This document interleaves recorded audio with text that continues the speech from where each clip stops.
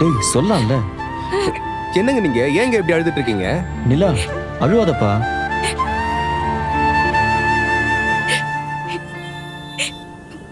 பேசாம போற வழியில ஏதாவது ஹாஸ்பிட்டல் போயிட்டு போலாமா?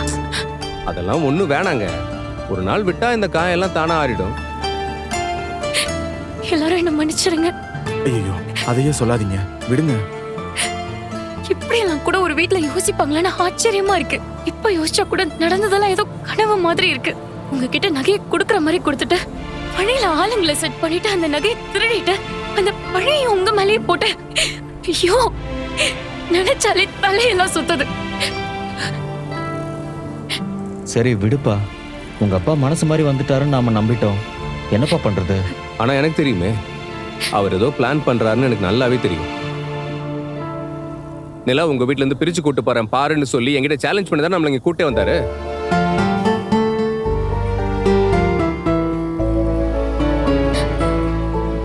திரும்ப திரும்ப சொல்றேன்னு நினைக்க வேண்டாம். நடந்த எல்லாத்தையும் நினைக்க நினைக்க எனக்கு கோவமா வருது. எனக்காக நீங்க ஏன் இவ்வளவு கஷ்டப்படணும்? ரொம்ப சாரி. ஐயோப்பா என்னப்பா விடுப்பா.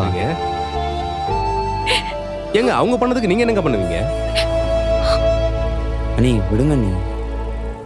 நீங்களுமே அவங்கள்ட்ட மாட்டிட்டு கஷ்டப்பட்டுட்டு தானே இருந்தீங்க. அதை பற்றி இனிமேல் யோசிக்காதீங்க.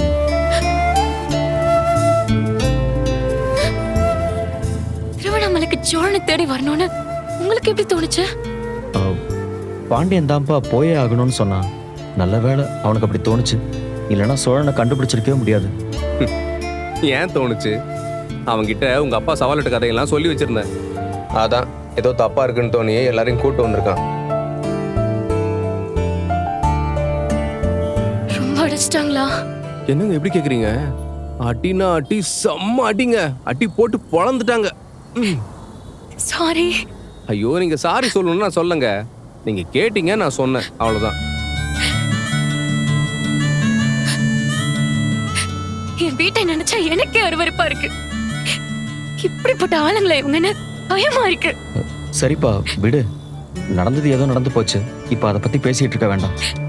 நீ கொஞ்ச நேரம் ரெஸ்ட் எடுப்பா. சோழா அண்ணா, நீயும் சரியா தூங்கி இருக்க மாட்ட. நீ பின்னாடி வந்து ரெஸ்ட் எடுறா. பாண்டி நீ போய் வண்டி ஓட்டு. சரிண்ணா. ஓகேவாண்ணா உனக்கு? ஓகே தான்டா. எங்க நீங்களும் கொஞ்ச நேரம் பின்னாடி வந்து ரெஸ்ட் எடுங்களேன். பல்லவா, உனக்கு ஏதோ வாந்தி வர மாதிரி இருக்குன்னு சொன்னல, நீ வேணா முன்னாடி வந்து உட்காந்துக்கிறியா? ம் வா.